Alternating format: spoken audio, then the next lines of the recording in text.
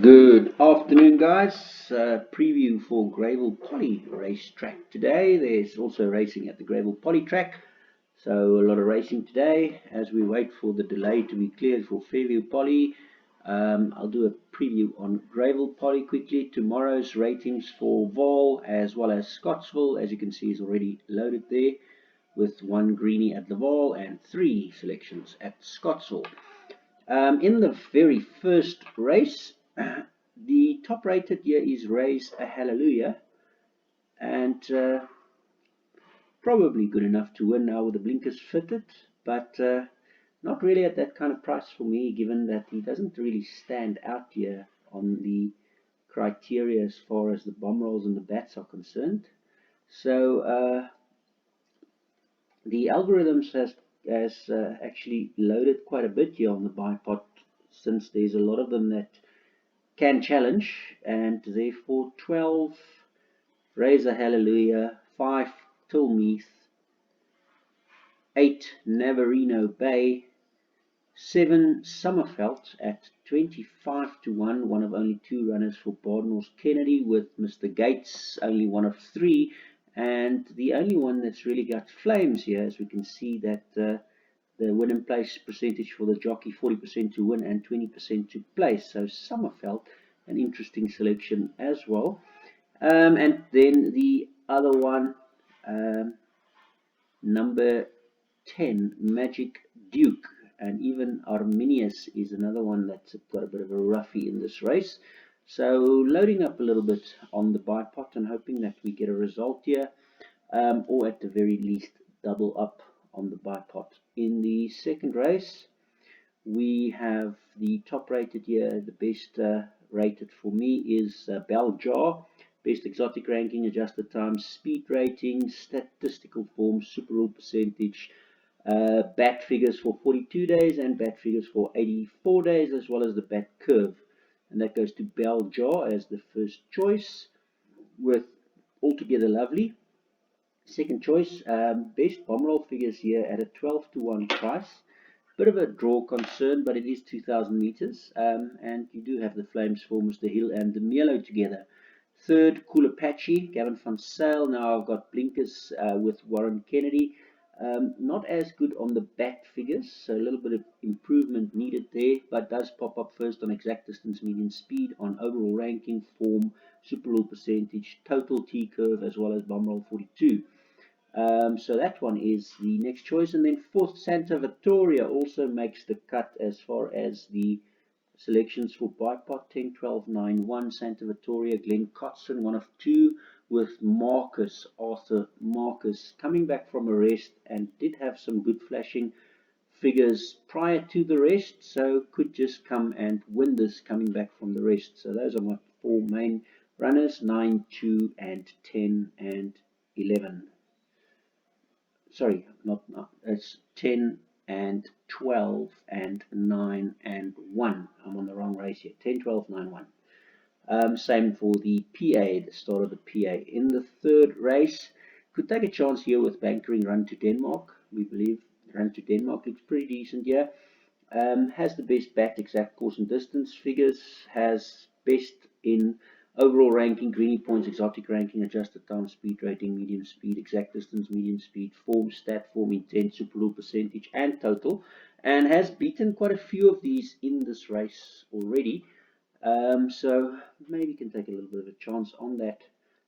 You can also see that the previous time that these guys have run against one another, the 21st of October, the 2000 Greyville Poly, over this course and distance with a 3.56 bat, with 15.85, so there was quite a gap, 12 lengths between the two, and Lyle Hewitson was taking the right, drifted from 18 to 14 to 1, where Andre Null and Gareth Wright was at 4 to 1, drifted to 6 to 1, and did win and returns back to the course. So I do think it will be competitive again today. And the third choice here, Smart Socks, on that same run, you can see even 11.96. Was more liked in the market from 18 to 5.5, so maybe Smart Socks didn't have all that great a run and could be better today. But Run to Denmark looks like the right one for me here. So In my bipod small, 6 will be the banker, and I will top up with 3 and 4 in these bigger bipod. The pick 6, 9, 8, and 1, Pollard, Monarchy, as well as Fire on the Track, 2 12 to 1s and a 7.5 to 1. Unfortunately, miraculously, ours didn't make the cut as far as rankings is concerned. You can throw him in if you want to feel that you have better cover and you don't want to go out on the pick 6. It's probably not a bad idea to throw him out. Personally, I would rather add something like Taichwan before I add the favorite Miraculously Ours, but that's just my opinion. In the fourth race, again, some interesting ratings in the fourth race. And here we've gone with 9, 2, 10, and 11 as the bipod. Ziva Lewinter at 7.5, Lavu Lavu at 8 to 1. Purple Powerhouse is running again at 3.35, and So Var at 14 to 1. A bit of a roughie to consider here. 9, 2, 10, and 11.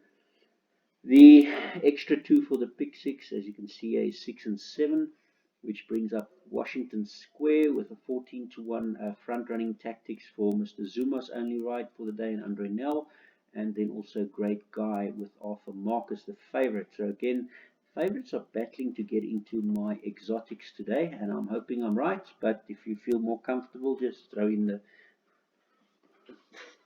favorite, and if you feel more comfortable, I don't throw in favorites just because they're favorites. I would want the ratings to agree with me, and in this case they don't. In the fifth race, here we have the top 2 in the betting, Native and Greenlight to Heaven. They are both rated first and second, and the third in the betting, Rolf the Rascal, is rated third as well. So 463 is probably enough for the bipod. And then 7, 1, 9, 2, and 8 is the backups for the pick 6 and the jackpot, but only those 3, 4, 6, 3 in the bipod.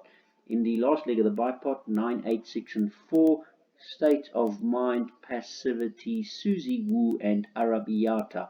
9, 8, 6, and 4, with the bigger perm adding someone exciting for Alison Wright, with some flashing bat figures previously and bat curve previously. 9, 8, 6, 4, 7, and then the 3 also making it into the back end of the pick 6, Rainbow Unicorn at 20 to 1, slow run race, best speed rating. In the 7th race, we have a little green star on Bassam, Peter Muscat, some good figures here on the back figures, some good overall ranking, greeny points, exotic ranking, adjusted time, etc. It doesn't make it as a greenie because it has to have 15 greenie points, and it's got 12 out of 20, which is not all that bad, but still the first choice is Bassam. Not at a great price, so I wouldn't really have a bother about a nibble about it. I've covered with Trudy Wicked, Into the Future with Hill and Marcus, as well as Two of Us, the other Baden Horse Kennedy runner, with both of those runners, 9 and 6, definitely needing to be in the pick 6, in my opinion. 15, 9, 2, and 6. And then for the bigger perms, 10 and 13, which is Tromso, only runner Patrick Lunn and Wela Agrela, and Chaumaso, Woodendal, and Yeni. Yeni's been in some really good form of late, so I wouldn't be surprised if a 12 to 1 on Yeni, with Woodendal's one of only 2 for the day. Also has a chance from a 1 draw. I think that's enough for your pick 6 up till number 13. It is the last leg of the jackpot, which is always a concern for me, so I will probably end up putting in 59, 2, 6, 10, and 13, and I might even consider in the bigger perm to add Sovereign Soldier and Siasura. Then in the 8th race, first choice here is Miss Texas, so Justin Snaith could by now be on a double. Second choice, Inogen at 16 to 1, interesting runner there at 16 to 1. And then Peter Muscat could be on the double here with Solar, so just watch for that. If Mr. Muscat does win with Bassam, then that third choice becomes probably a second or a first choice. And then Conchita and Tostada, 94351, and the 6 Casadora, a bit of a roughie at 9-1 with best median speed, best bomb roll curve, and some very good back curve figures.